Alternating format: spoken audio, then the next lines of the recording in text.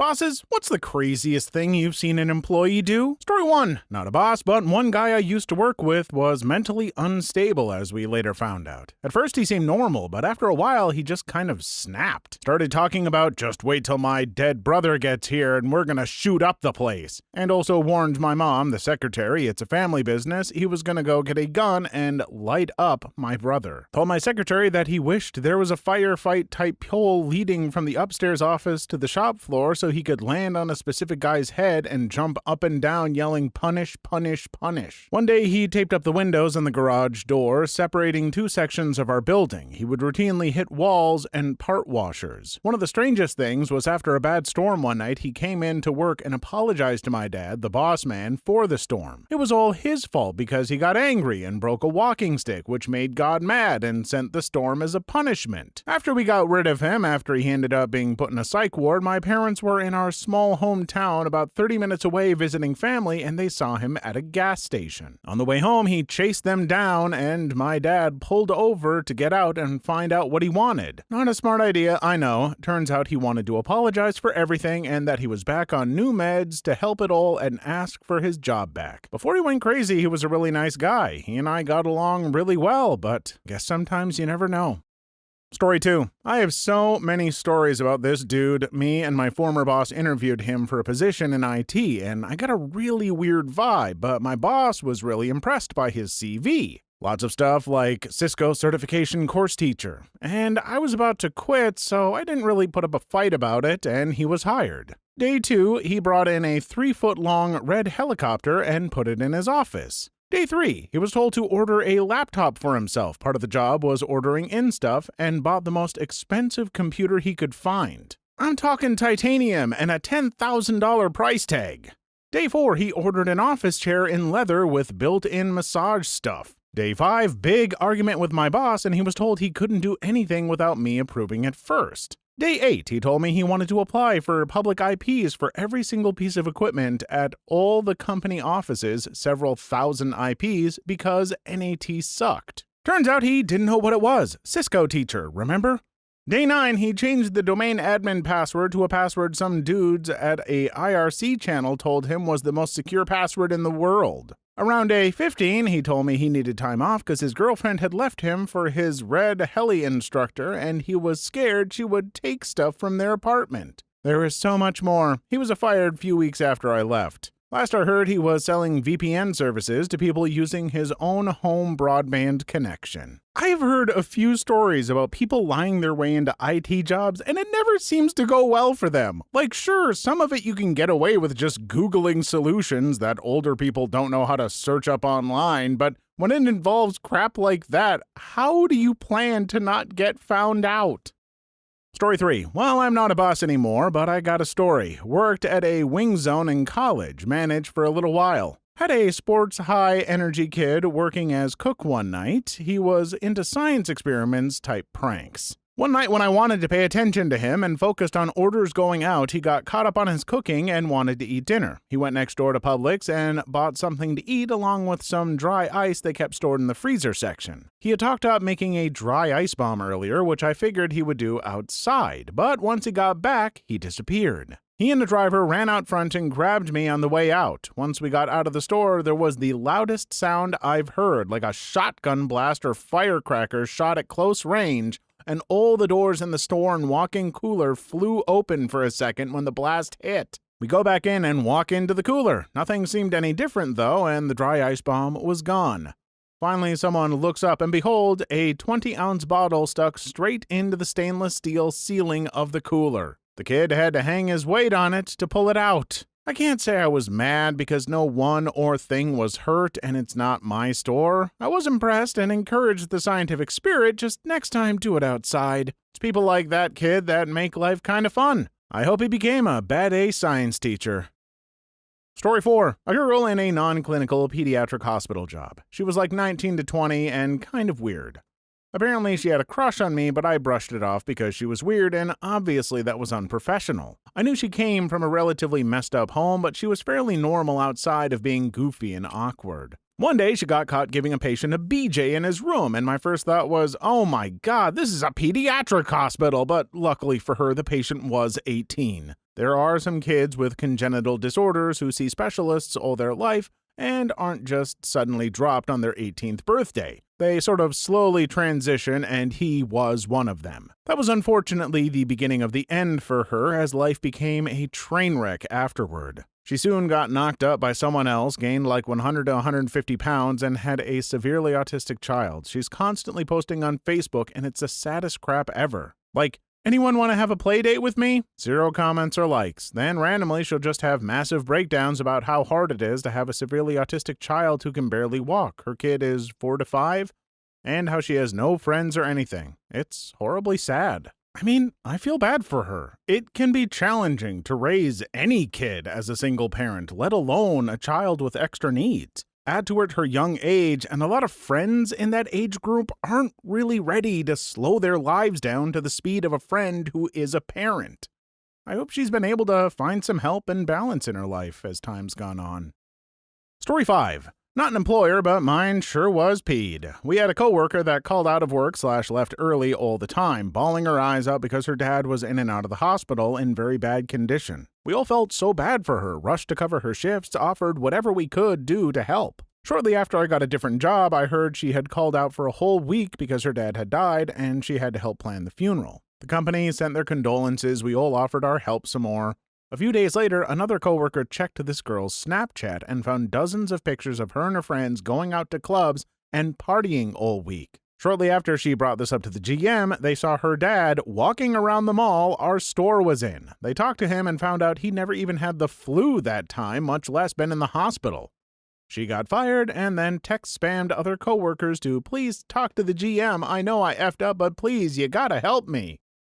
Story 6. I'm not a boss, but I worked as a bouncer at this bar / venue that did special events. This one night we had the Chippendale strippers come to an event. We had a new guy start on this shift who was a bit older than the rest of the employees. During the show, he starts stripping in the crowd collecting tips instead of working. The Chippendale's manager gets peed and starts yelling at him saying he's stealing his strippers' money. After that, he stops stripping but keeps just flirting with women in the crowd and not working at all. Near the end of the night, we start cleaning up and notice we can't find the new employee. Someone takes the trash out to the dumpster and sees he's effing some chick in his car.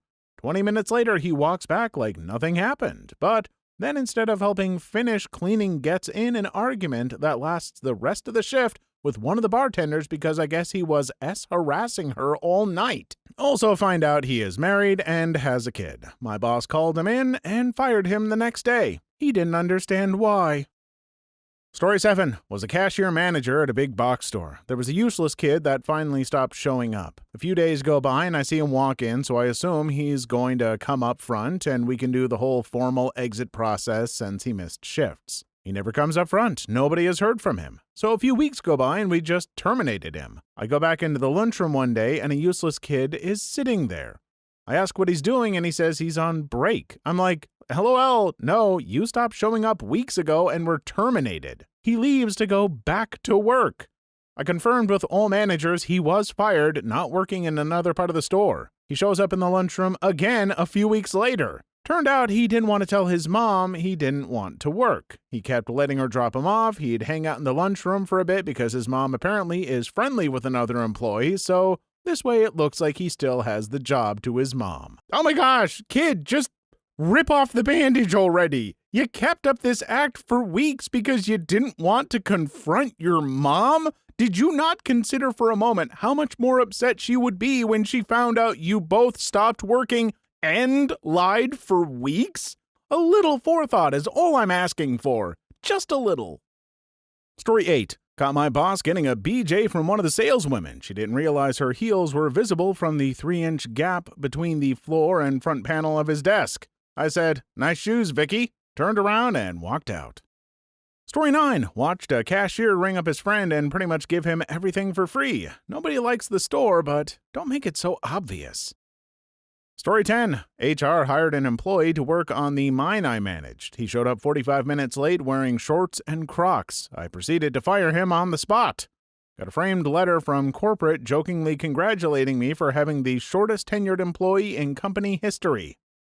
Story 11. I manage a small weld shop. Generally, I don't care about less than clean background checks or pot as long as you come into work every day and get crap done. Finding reliable welders is difficult, so a lot of crap flies. This sometimes leads to weird employees. This one guy we hired stopped showing up. After like 3 days, he walks in the door.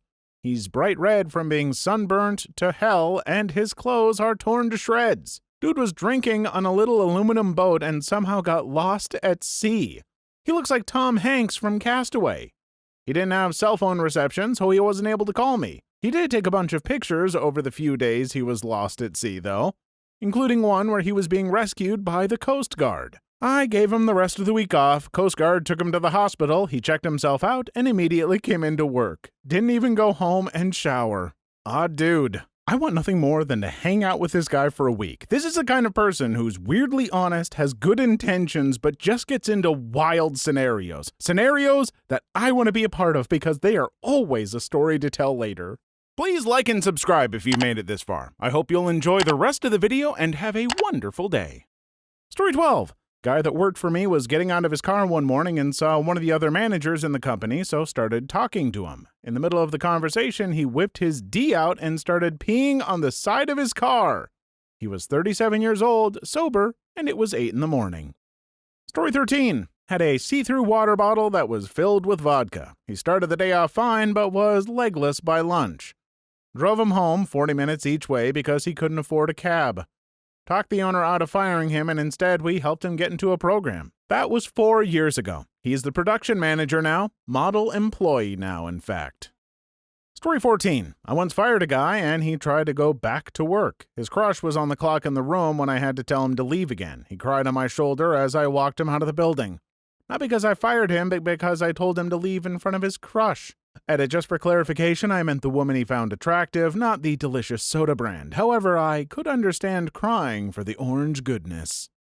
Story 15. I was doing a weekly call monitor of one of my better employees and found he was doing an Indian accent. I was a bit surprised, so I went back and listened to 5+ calls of his from that week and found he was doing different impressions for almost every call. Arnold Schwarzenegger, Mickey Mouse, Apu from The Simpsons, a pretty solid Christopher Walken, and a few others. Oh crap, I did this, but not at a call center. Sorry folks, keeping track of my jobs, but I have no— oh my god, yes I did! But only for like 2 days, and I quit after a woman told me about Jesus. Long story. What was I talking about? Voices. When I worked at a Holiday gas station, if people selected to pay inside, we would say over a loudspeaker, "Pump blank is ready, please pay inside when you're done." And I would do it in weird voices, one of which was just crazy. Story 16. In the Navy, we had a broken accommodation ladder. It's a stairway attached to the ship for embarkation and debarkation that isn't always used if there's a brow on the pier. It was due for inspection, and rather than fail the inspection, the guys just unbolted it and let it fall overboard. Story 17. Back in the retail book industry in ages past, I had this employee. He would take a bathroom break anytime an employee got called into the office. Why? Well, because he had discovered somehow that if you went to the men's room and stood on the toilet and lifted one of the ceiling tiles, you could sort of make out conversations in the manager's office that was adjacent. He also discovered during one of his frequent smoke breaks that there was an access hallway for ground maintenance. This was in a shopping mall of sorts. That also had a ladder that went to the roof. He'd occasionally vanish and basically go sit on the roof. If no one could find him, he couldn't get in trouble, he figured. Story 18. I was a supervisor at a bulk food store. Had a staff member who was responsible for sweeping the floors. He would regularly snack on what he swept up. Oh. Story 19. Back when I was a gas station clerk, my manager would deal drugs while on the clock. He'd take people into the back office to talk to. We all knew what he was doing, mostly because he all but admitted it. And because we all knew, someone eventually said something, and then the company tried to make him take a drug test. Story 20. A guy went for his lunch break and came back drunk. We were delivery drivers. Story 21. When I was a kid working at a grocery store, another cashier would often buy and then chug a half-gallon of milk to get sick and go home. Job was horrid, so it was entertaining at the time. Oh, I cannot imagine a job bad enough where I would want to do that. But in all fairness, I really don't like the taste of milk, and even if I did, I am lactose intolerant.